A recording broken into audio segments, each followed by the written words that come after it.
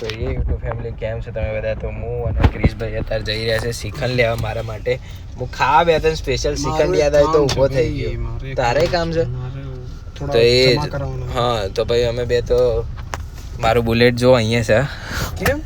હા અરે મામા ના લીધું ચલાવજો. અચ્છા તે શું કે અત્યારે શ્રીખંડ ખાવા જઈએ. આ શ્રીખંડ ખાવા ક્યાં શ્રીખંડ લેવા જઈએ છીએ કેમ કે ખાતા ખાતા હું ઊભો થયો અને આજનો આખો દિવસ હું કોલેજમાં તો એસાઇનમેન્ટ ને બધું થોડું હતું કેમ કે હવે મેઇન ટર્મ આવે છે. મેઇન ટર્મ શું કહું હું એ મારું મગજ થઈ ગયું છે.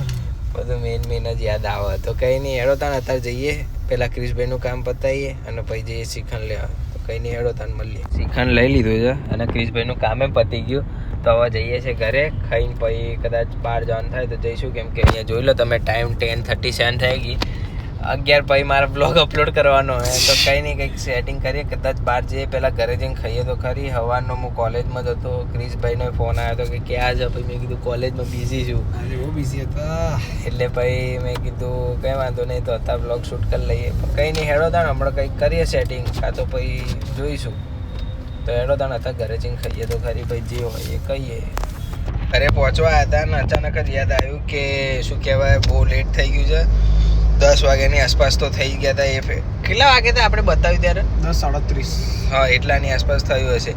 તો પછી મેં વિચાર્યું કે હું અત્યારે શું કહેવાય ભાઈ બ્લોગ ઉતારવા જાય તો શૂટ ને બધું ક્યારે કરીશ અને ભાઈ ક્યારે બધું અપલોડ કરીશ. ટાઈમિંગે થવા આવ્યો એટલે મેં કીધું કે ખાવાનું બાકી છે એટલે પછી ખાઈશ ને એ બધું બહુ લેટ થઈ જશે. તો મેં વિચાર્યું કે આજનો બ્લોગ અહીંયા જ એન્ડ કરું છું કેમ કે હવે ઘર પહોંચવા જાય. તો કંઈ નહીં આજનો બ્લોગ અહીંયા જ એન્ડ કરું છું. જો મારો બ્લોગ સારો લાગે તો લાઈક કરજો, શેર કરજો, સબસ્ક્રાઈબ કરજો. મળીએ બીજા બ્લોગમાં. જય શ્રી કૃષ્ણ.